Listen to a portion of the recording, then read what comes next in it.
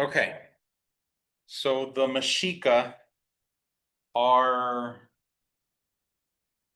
is what they called themselves. And the Mexica are believed, or based on their own history, they came from a place called Aztlan. And you can see it spelled out down here, the first bullet point.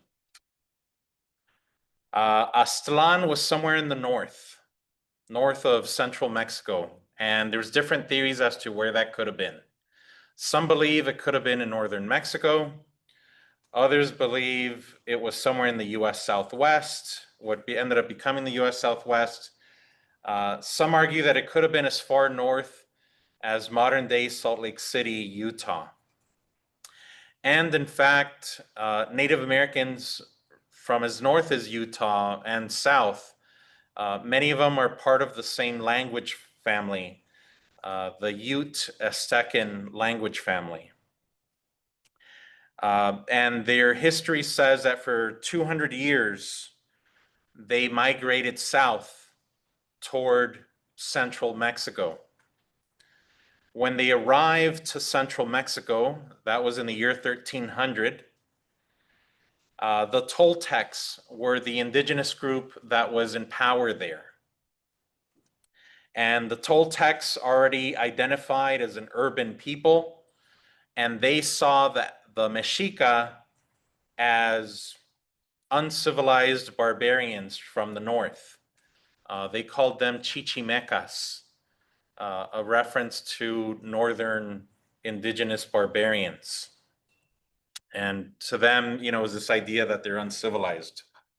So the Mexica spent 25 years there trying to intermarry and earn status among Toltec society. In 1325, they got on the wrong side of the Toltecs and they banished them. They banished them to the swampy land that was perceived as undesirable. But when they got to the swampy land, they saw the symbol that they had, that in their story, they say that it's the symbol they were looking for to know where to build their next capital after having left Aztlan 200 years prior. That symbol is what you see on the screen, a golden eagle on top of a cactus devouring a snake. That was the symbol that told them that is where they were going to build their new capital.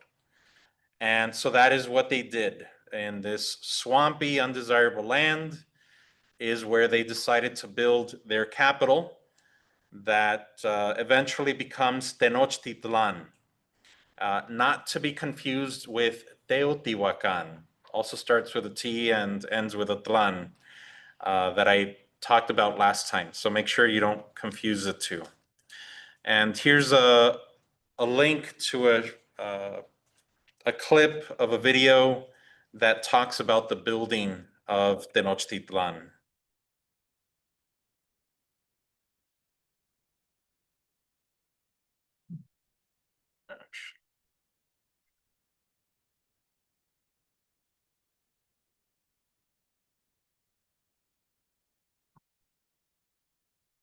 Here, Tenochtitlan built up the island through great sacrifice. They reclaimed land from the swampy lake and erected stone temples, public buildings. Causeways of hewn stone were constructed to the north, south, west. An aqueduct was built to bring in fresh water from a mainland spring 3 miles away.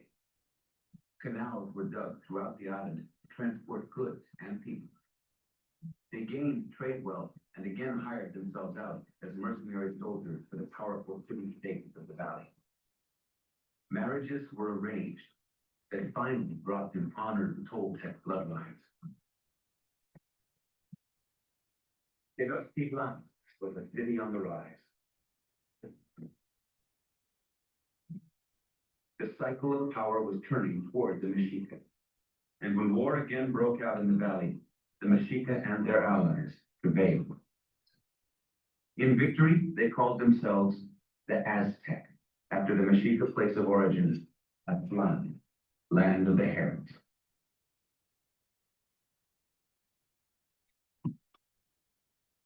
This Aztec prophecy foretold a glorious future. The might of our powerful arms and the spirit of our hearts shall be felt.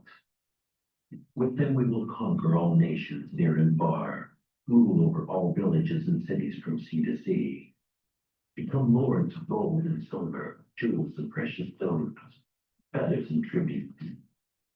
And we shall become lords over them and their land, and over their sons and their daughters, and will serve us as our subjects.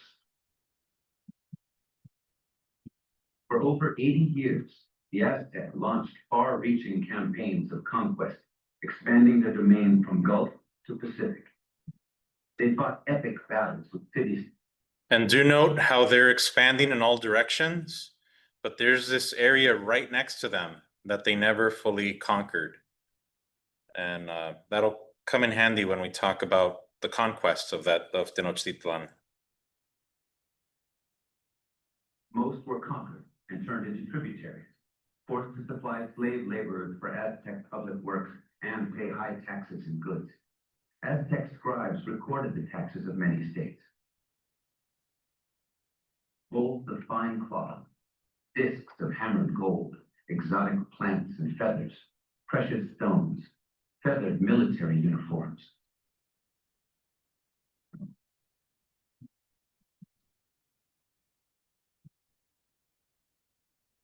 Built on the backs of the tributary states, the island capital of the Aztec grew into one of the wonders of the world.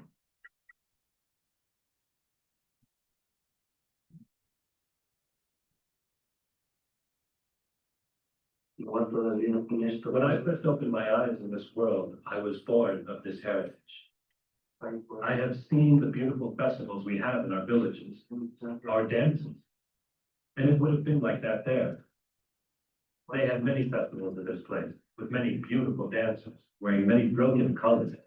I think it was even more beautiful then, much more beautiful when our grandfathers lived there and followed their ways. The two-story houses of the elite were adorned with beautiful gardens. Royal aviaries housed thousands of rare birds, and storehouses swelled with the wealth of empire. The city was cleaned daily by thousands of sweepers, its refuse collected and shipped away on barges.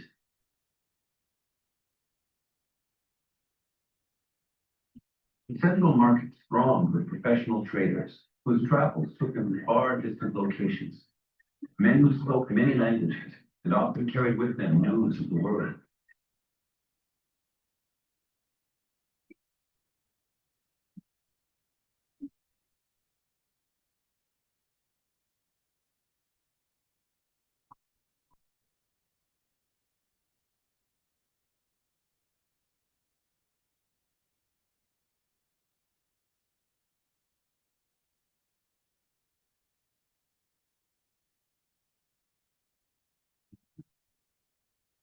Dominated by the great temple.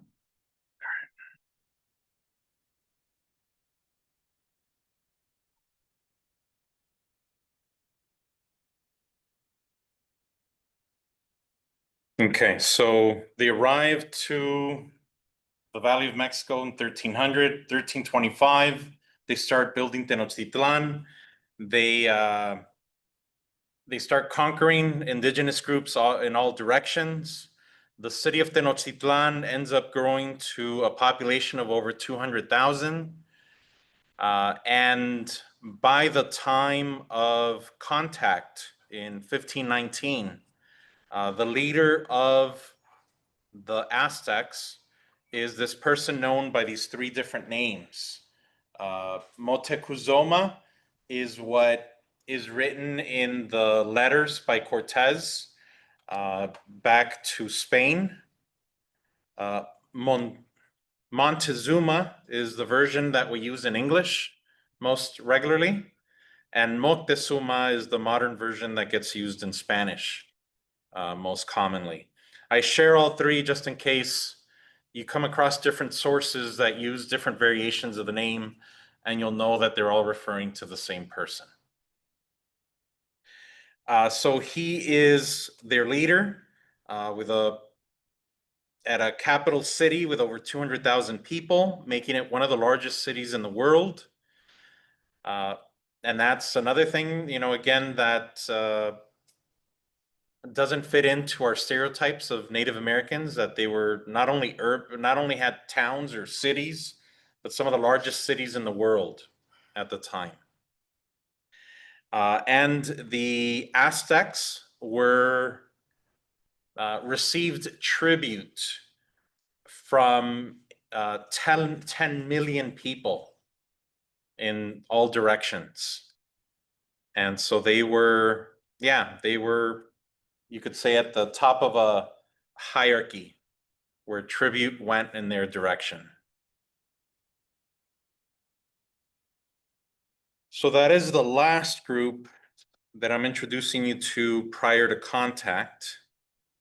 And now we start looking at the 3 continents before contact between the Old World and the New World. And there wasn't, and so this is in the Americas before contact in 1491. There were about 7 million people in what is now the US and Canada. Although, and basically you just have what I'm going to test you on is the numbers 7 million, 40 million, and 50 million. But I include these other numbers just so that you know that you're aware that there wasn't a census taken in 1491 of all indigenous people in the Americas. And so these are estimates, and different scholars making the estimates, vary in their estimates. So the number I'm going with is 7 million for what is now the US and Canada, although some scholars say it could have been as little as 5.7 million or as high as 10 million. Then the concentration of people in the Americas was in Mesoamerica and the west coast of South America. Essentially what we think of as the Aztecs, the Maya, and the Inca that we learned last time referred to themselves as Tehuantinsuyo.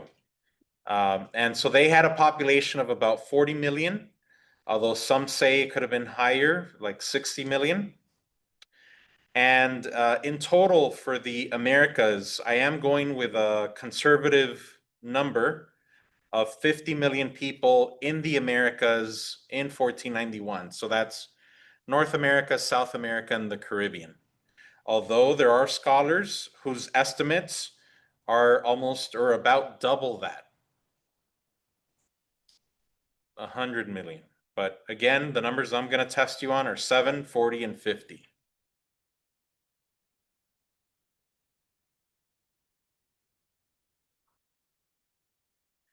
How does that compare to Europe at that same time?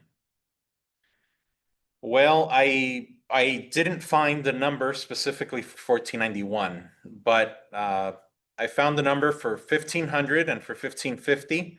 And so there it was 61.6 million, 50 years later, 70.2 million. And so based on that rate of growth, it would have been about 59 million in 1491. And so in short, the population sizes of the Americas and of Europe were actually fairly similar. Granted that Europe is a lot smaller, and so the population is more concentrated than in the Americas, spread out across the whole hemisphere, although concentrated, like I said, in Mesoamerica and the west coast of South America. Now, Europe also had a very hierarchical, organized society. And when we think of medieval Europe, what we tend to think of are the kings and queens, the nobles, the knights. But in fact, 90%, at least 90% of the population were serfs and peasants at the bottom of society. They did not live the lives of the people we mostly think of when we think of Europe. Europe itself was also, this is a map from about 1400. Spain itself, even though we refer to Spain, Spain itself did not exist yet. You know, places like Italy did not exist yet. Germany did not exist yet. And so a lot of these places that we think of as countries were not yet the countries that we think of today. Then there is the Reconquista, the reconquest of the Iberian Peninsula. The reconquest had to do with kingdoms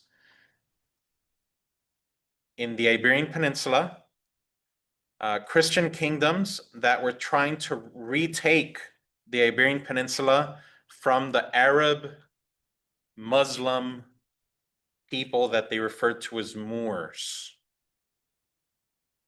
And coincidentally, the Reconquista, where the kingdoms of Castile and Aragon joined forces to get rid of the Moors from their last stronghold in southern part of the Iberian Peninsula, which is Granada, to kick them out into Africa. This process of reconquest took about 800 years. So they were there a long time, and the Moors had a very strong influence in life in the Iberian Peninsula. Till this day, I think something like a third of the Spanish language has Arabic influence. And so yeah, they were there for a long time. Then historically, we get to a point where the traditional land routes to Asia get cut off by world politics. And Portugal in particular starts leading the way in sea travel. Sea travel and trying to hop along, making their way all the way to Asia. In the meantime, they're doing a lot of trade in Africa. And so they're hopping along off of Portugal, trying to make their way to Asia, specifically India. In the process, they encounter these islands off the coast of Europe and Africa, the Azores, the Madeira, the Canary Islands, the Cape Verde Islands. Between them and the Spanish, they do these trade routes. They trade along the coast for different things, from products to people and slaves. These islands off the coast of Europe and Africa are the first places that get colonized by Portugal and Spain. And in certain ways, or in certain important ways, it is in these islands where we see kind of like a trial run of what the Spanish are going to do in the Caribbean when they quote unquote discover America, when they arrive to the Caribbean islands. And so they arrive to these islands first. They get there. If there's where they find native people, they enslave them. They put them to work. The workers fight back or run away or die. Then that labor force gets replaced with slaves. They begin plantation economies for whatever products are in demand in Europe. And so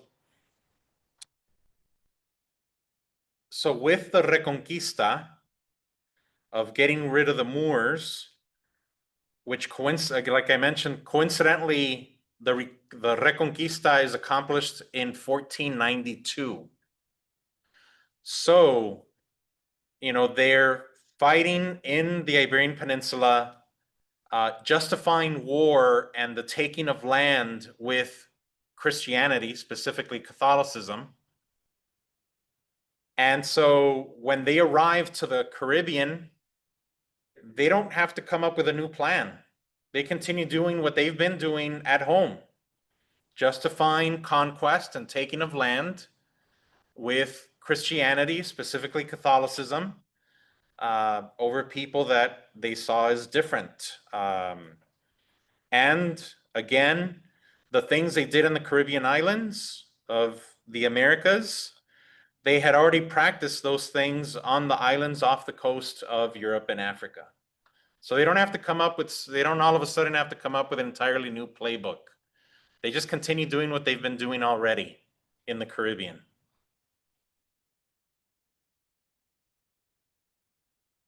So the Caribbean.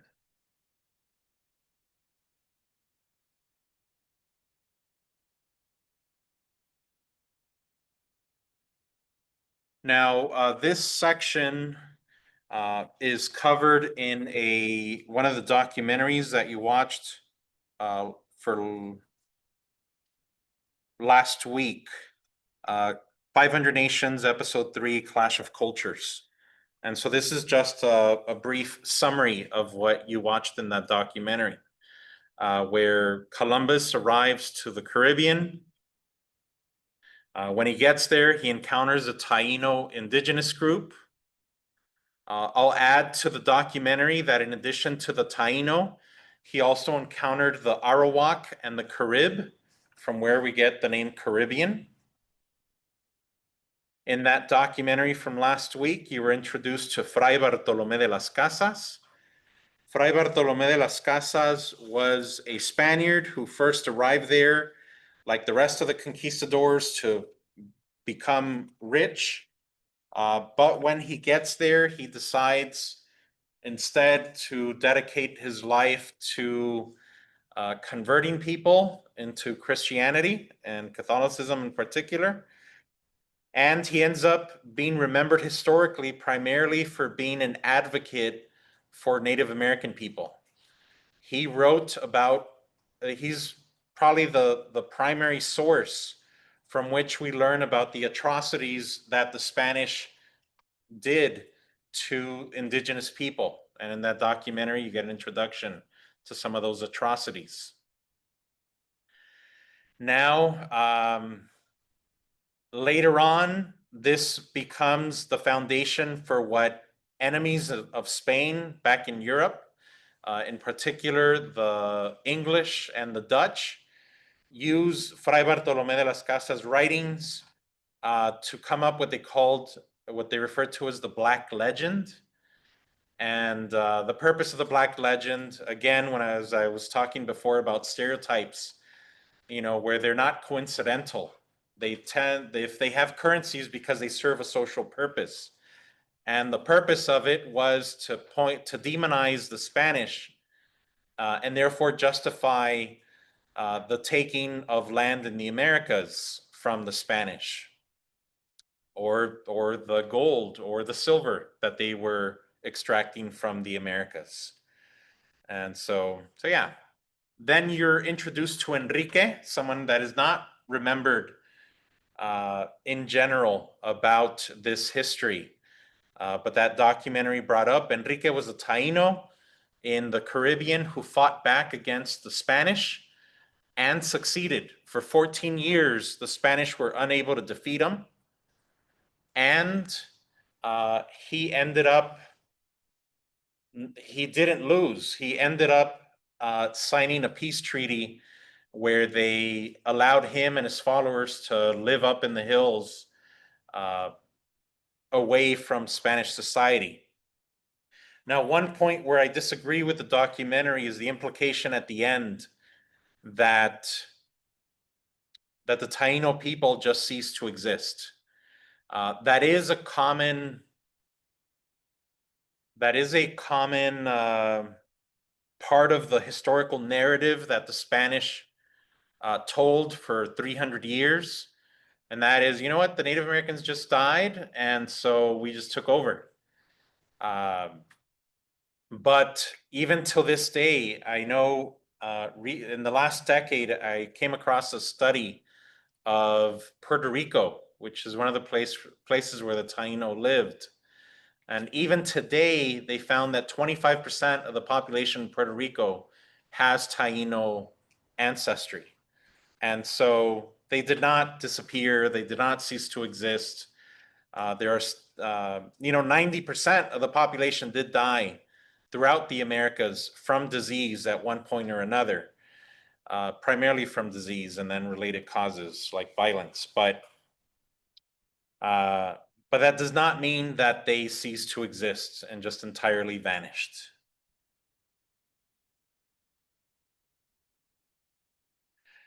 So Columbus arrives to the Caribbean in 1492. And from that point, the Caribbean becomes a base of operations for the Spanish, from which to launch expeditions of conquest, first to Mexico, then to South America, and then to what ends up becoming the United States. So we'll talk first about the one going to Mexico, because that one happened first. I like these maps because they show how close the Caribbean islands are to Florida and to Mexico. And then in other maps, you see how close they come to South America as well.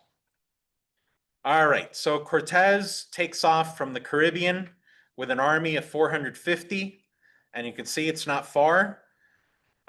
He and his army arrived to the Yucatan Peninsula of Mexico, and that is an area that was populated by Mayan people.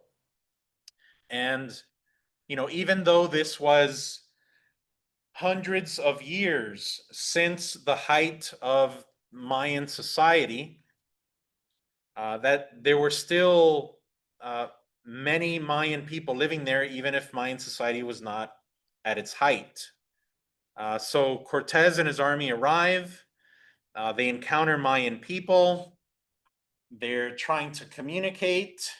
They encounter hundreds of books that the Mayans preserved. And the Mayan people tell me, oh, there's some people you ought to meet.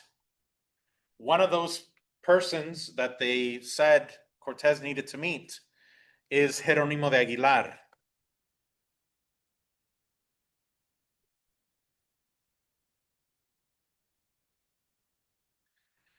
Geronimo de Aguilar was a Spaniard who was part of an earlier expedition that tried to do what Cortez was setting out to do.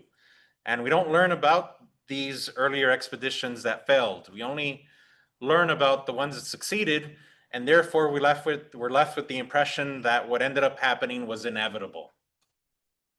But there were earlier expeditions that failed. Geronimo de Aguilar was part of one of them, where this earlier expedition set off to conquer Mexico. They ended up getting shipwrecked, and as far as we know, everyone died except two people. One of them is Geronimo de Aguilar, and here he's portrayed in three different ways. Here he's portrayed as someone who lived with the Mayans, and when they found him, naked, living among the indigenous people, so then they clothed him. And then here he's being remembered as a conquistador that helped conquer Mexico. And then here he's portrayed as a saint, an advocate of conversion of Native American people. And so since he lived with the Mayans for years, he not only obviously spoke Spanish, but he also learned to speak Mayan. And so that was very useful for communicating. And he ends up becoming an important interpreter for Cortez. The other person is Gonzalo Guerrero, the other survivor of that earlier shipwreck. That shipwreck was in 1511, the same one as Geronimo de Aguilar. But after living with the Mayans for like 8 years, when he got word that Cortez wanted to meet him, he did not go back. He sent word saying, I've been living with the Mayan people. I now have a wife and kids. I'm just going to stay with them. I'm not going back to Spanish society. And so he chose to stay and live with the Mayans. His children are believed to be the first mestizos in the mainland Americas. Mestizos referring to the children of Europeans and indigenous people. And in the 1530s, they found him among the Mayans that were fighting against the Spaniards. He was one of the dead who they thought was a Mayan and turned out to be a Spaniard originally.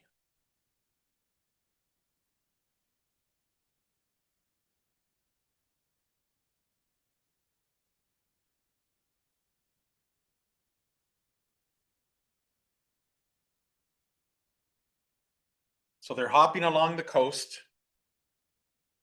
They're asking, through interpreters, they're asking, okay, Mayan people, where can we find the gold? Where can we find who's in charge? Where can we find wealth? And they're all pointing, saying, go to the Aztecs, go that way, go north.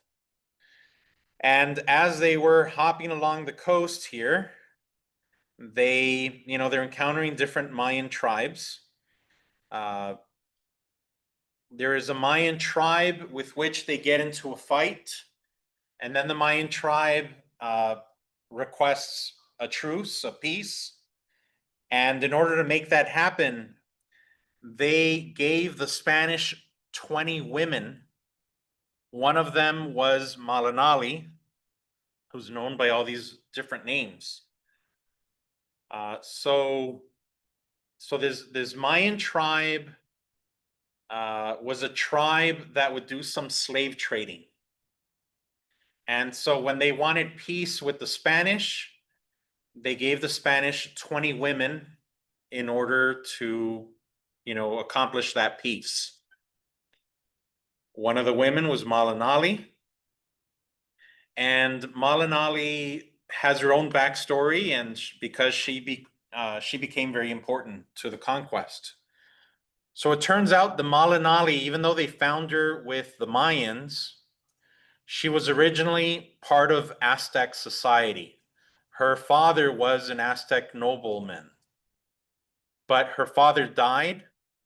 Her mother remarried, and I don't know if it was the father or both the father and mother, but they decided to get rid of her.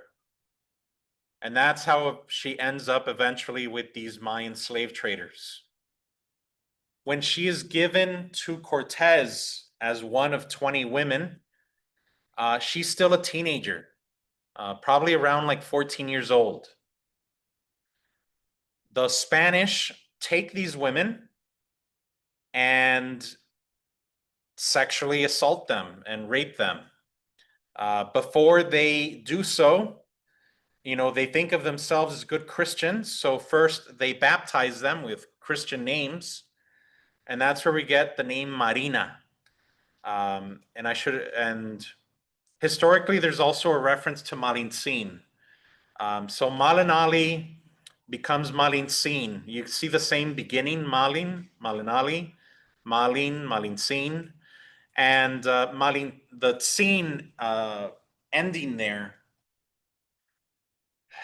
has different interpretations. And the way I make sense of it is that back in the 1500s, that scene was a word ending that gave status.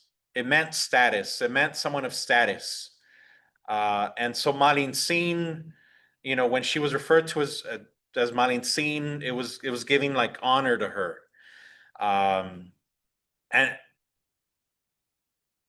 But with over time, as the Spanish took over more of Mesoamerica, the scene became more like a diminutive, kind of like little Malinali, kind of paternalistic and diminutive, kind of like how Bob becomes Bobby, Will becomes Willie. It's adding that thing at the end makes it like little, diminutive. So the Spanish baptized these 20 women. She got baptized as Marina.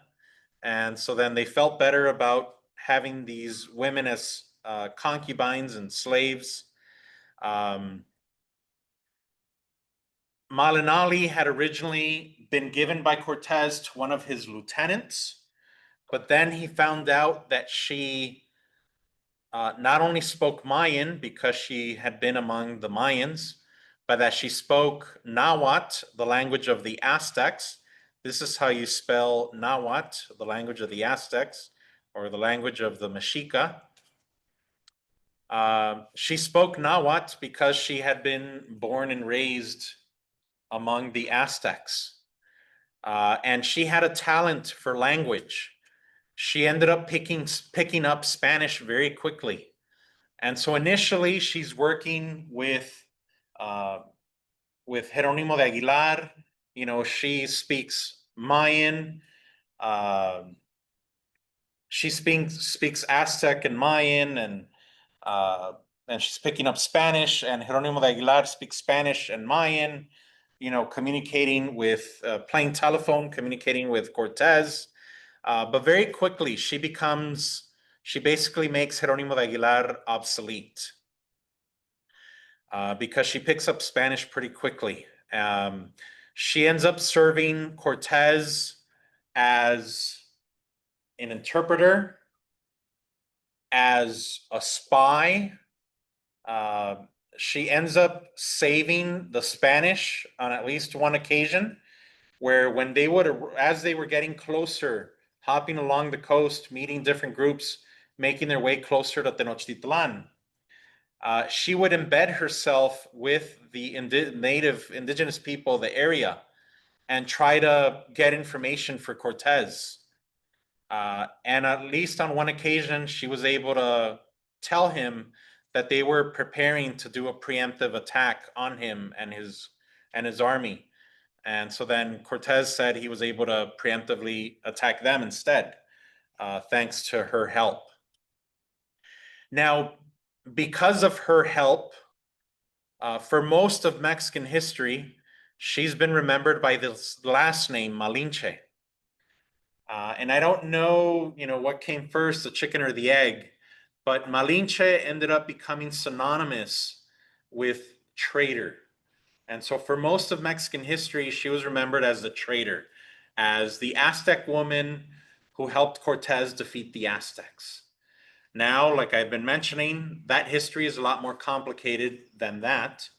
And so especially the last, what would it be, 40 and 20, the last 60 plus years, there's been a much more sympathetic accounts of Malinali, recognizing that A, she had been abandoned by her own family.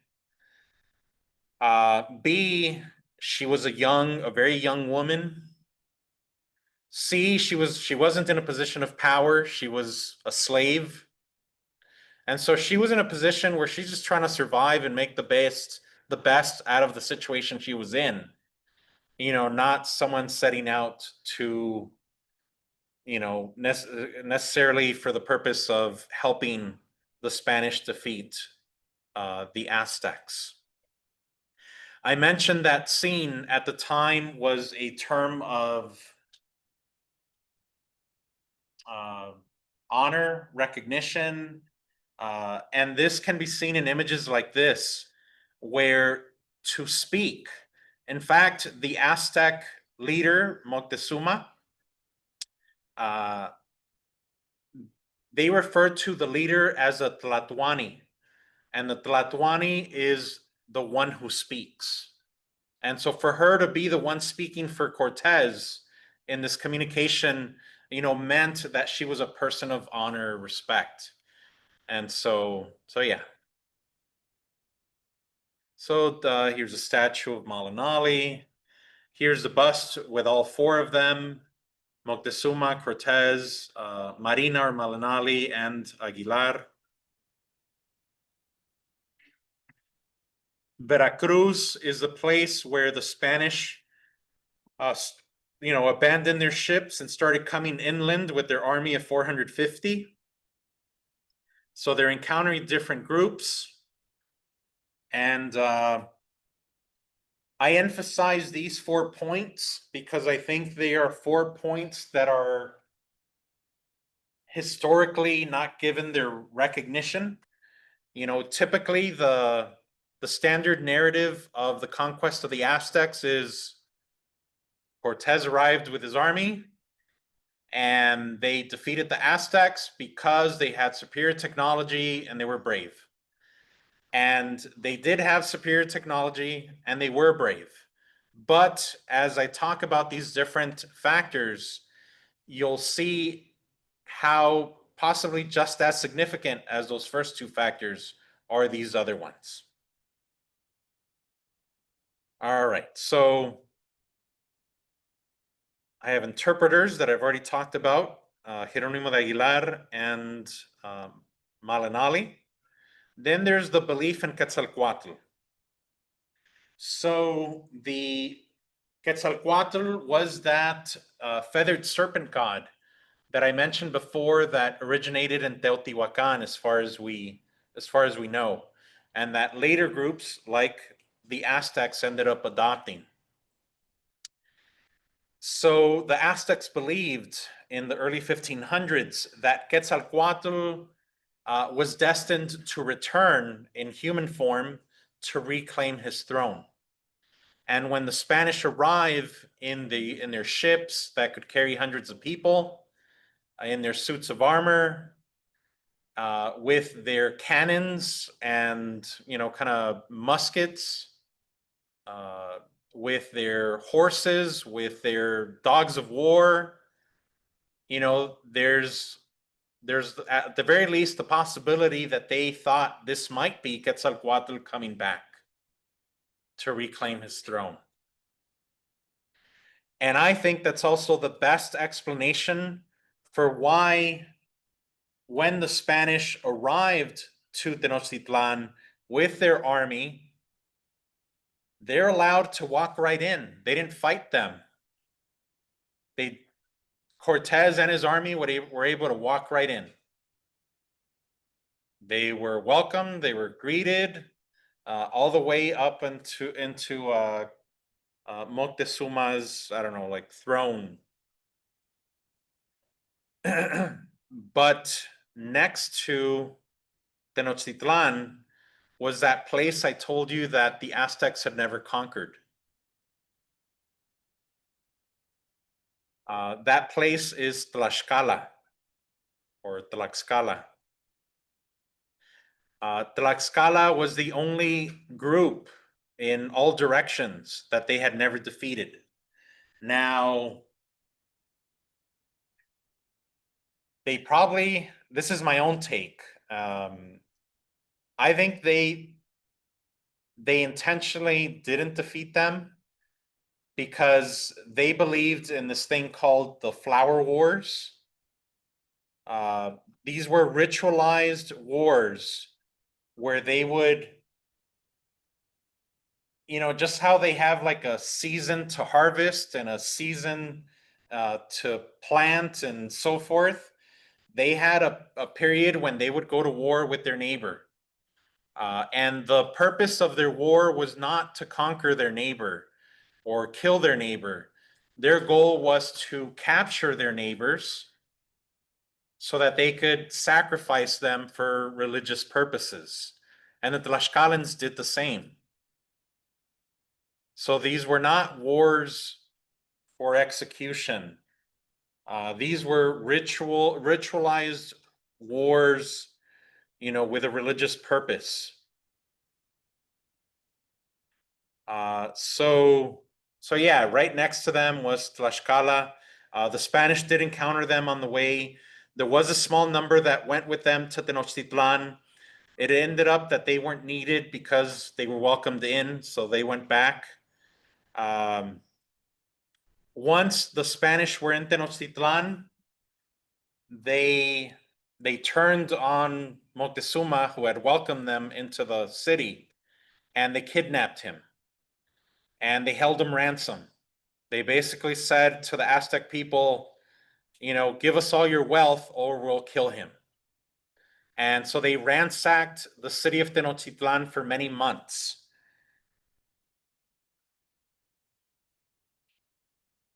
For 5 months, the Spanish plundered the city of Tenochtitlan. After those 5 months, The Aztecs were getting ready for a religious festival, and they believed that this was the Aztecs getting ready to begin fighting back.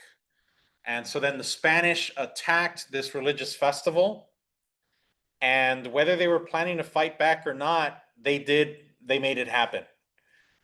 When they attacked them in this religious festival, the Aztecs fought back. Then they brought out Moctezuma and said, stop fighting or we'll kill him. And then different accounts. Some stories say that he said, okay, lay down your arms, don't do this. And then they stoned him to death. The Aztecs themselves stoned him to death. And other accounts say that when Moctezuma didn't serve the purpose of protecting them from the Aztecs, from protecting them from revolting anymore, then he was of no use. So they just threw him off a cliff. Either way, they tried to use him to stop the fighting. It didn't work. Moctezuma dies, and the rebellion continues. And it was successful. They kicked out the Spanish out of Tenochtitlan, and they killed 75% of them.